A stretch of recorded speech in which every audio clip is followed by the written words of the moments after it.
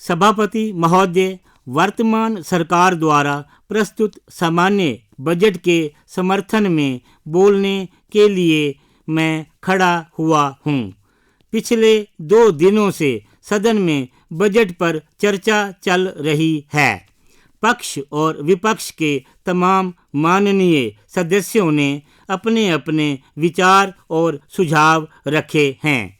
Budget भाषण को पढ़ने से ऐसा लगता है कि माननीय वित्त मंत्री जी ने देश की जनता को बहुत सुविधाएं देने का प्रयास किया है, लेकिन यह इतना बड़ा देश है कि लोगों को हर तरीके की सुविधाएं देना भी संभव नहीं है।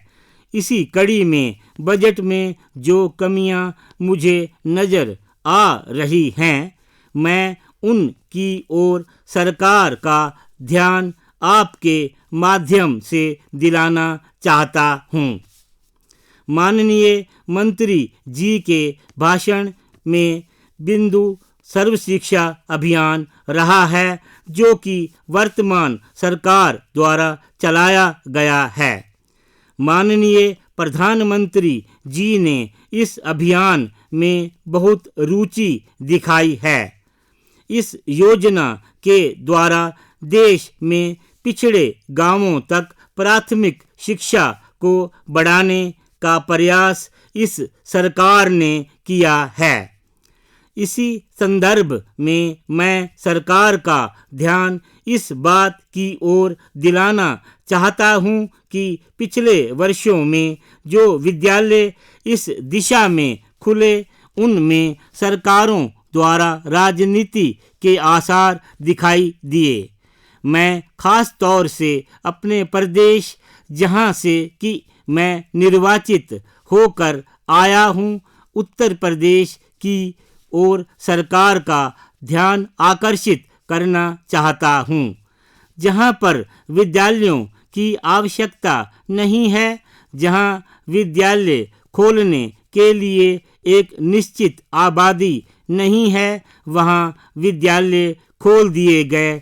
और वहीं दूसरी तरफ जहां बच्चों को शिक्षा प्राप्त करने के लिए विद्यालयों की आवश्यकता है, वहां पर विद्यालय नहीं खोले गए। केंद्रीय सरकार केवल शिक्षा के क्षेत्र में ही नहीं, बल्कि अन्य क्षेत्रों में भी अनुदान की राशि का प्रबंध करती है, लेकिन इस प्रकार राजनीति करने से राज्यों का विकास नहीं हो सकता है।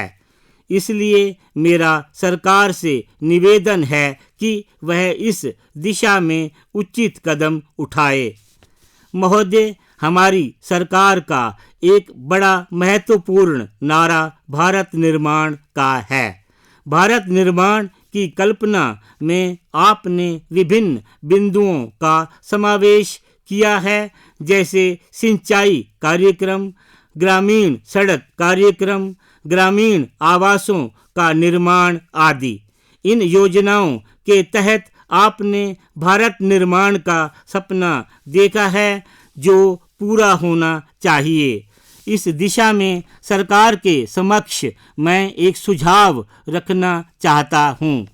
जब सरकार ने इतनी योजनाओं को लागू करने का निर्णय लिया है, तो इन योजनाओं का निरीक्षण करने के लिए एक निगरानी समिति भी बनाएं। यह किस स्तर पर बनानी चाहिए, इस बारे में मैं कुछ नहीं कहना चाहता हूँ, लेकिन मेरा सुझाव है कि यह निगरानी समिति केंद्रीय स्तर पर बनाने का विचार है, तो उस समिति में क्षेत्रीय सांसदों को भी शामिल किया जाए। अगर इस दिशा में केंद्रीय सरकार द्वारा कदम उठाया जाता है, तो मुझे पूर्ण विश्वास ही नहीं, बल्कि मैं निश्चित रूप से कह सकता हूँ कि आपकी यह योजना वास्तविक रूप में क्रियान्वित होगी। श्रीमान, हमारा देश गांवों में बसा हुआ है। यदि हम अपने देश की उन्नति चाहते हैं तो सबसे पहले हमें देश के ग्रामीण क्षेत्रों की तरफ ध्यान देना होगा। वास्तविकता यह है कि केंद्रीय सरकार के विभिन्न मंत्रालयों द्वारा ग्रामीण क्षेत्रों के विकास के लिए योजनाएं तो बनाई जाती हैं, लेकिन उन पर कार्यान्वयन सही तरीके से नहीं हो पाता है, जिसका परिणाम यह होता है न तो हमारे गांव उन्नति कर पा रहे हैं और न ही हमारा देश उन्नति कर पा रहा है।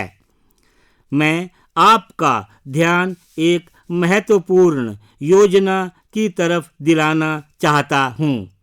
ग्रामीण क्षेत्रों के विकास के लिए प्रधानमंत्री सड़क योजना बनाई गई, लेकिन आज तक गांवों को सड़कों से नहीं जोड़ा जा सका है। सदन के सभी सदस्य एक बात खास तौर से कहते रहते हैं कि किसान की हालत खराब है। कारण यह कि किसानों को अपने उत्पादन को मंडी तक लाने ले जाने के लिए सड़कों की सुविधा नहीं है। इस बात में भी दो मत नहीं हैं कि किसी भी क्षेत्र की उन्नति वहां पर उपलब्ध आवागमन के साधनों पर निर्भर करती है। इसलिए मैं मंत्री महोदय का ध्यान इस समस्या की ओर विशेष रूप से आकर्षित करना चाहता हूं और निवेदन करना चाहता हूं कि वह गांवों में सड़क निर्माण के लिए अतिरिक्त धन उपलब्ध करने की ओर ध्यान दें।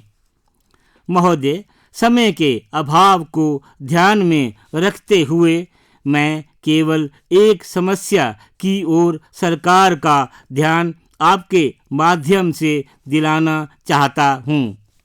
सरकार द्वारा प्रस्तुत बजट पर सदन में चर्चा के दौरान अनेक बातें सामने आई हैं, लेकिन मैं एक विशेष समस्या की ओर ध्यान दिलाना चाहता हूँ। मैं उत्तर प्रदेश से निर्वाचित होकर सदन में आया हूँ। मेरे निर्वाचन क्षेत्र में इस वर्ष ओलावृष्टि की वजह से किसानों को काफ़ी नुकसान हुआ है। जहाँ तक मेरी जानकारी है, सरकार ने अभी तक फसल बीमा योजना लागू नहीं की है। प्राकृतिक आपदाओं की वजह से किसानों को काफ़ी नुकसान उठाना पड़ता है और राज्य सरकार की आर्थिक स्थिति ऐसी नहीं है कि वह इस नुकसान की पूर्ति कर सके। इसलिए मैं केंद्रीय सरकार से निवेदन करना चाहता हूँ कि वह अपने बजट के माध्यम से किसानों की मदद करे, जिससे किसानों को प्राकृतिक आपदाओं से होने वाले नुकसान से बचाया जा सके। इस समस्या से निपटने के लिए मैं एक सुझाव देना चाहता हूँ। यदि केंद्रीय सरकार इस आर्थिक बोझ को उठाने में असमर्थ है, तो मैं यह कहना चाहता हूँ कि इस नुकसान का आधा बोझ यदि राज्य सरकार इस निर्णय से सहमत हों तो उन पर भी डाला जा सकता है। लेकिन इस दिशा में कदम उठाने के लिए केंद्रीय सरकार को राज्य सरकार से इस बारे में विचार विमर्श करना होगा। अंत में आपने मुझे सदन में प्रस्तुत बजट पर विचार रखने का मौका दिया। इसके लिए मैं आपको धन्यवाद देता हूँ और आशा करता हूँ कि जो विचार मैंने आपके माध्यम से सदन में प्रस्तुत किए हैं, उन पर केंद्रीय सरकार विचार करके उचित कदम उठाएगी। महोदय, इन शब्दों के साथ मैं अपनी बात समाप्त करता हूँ।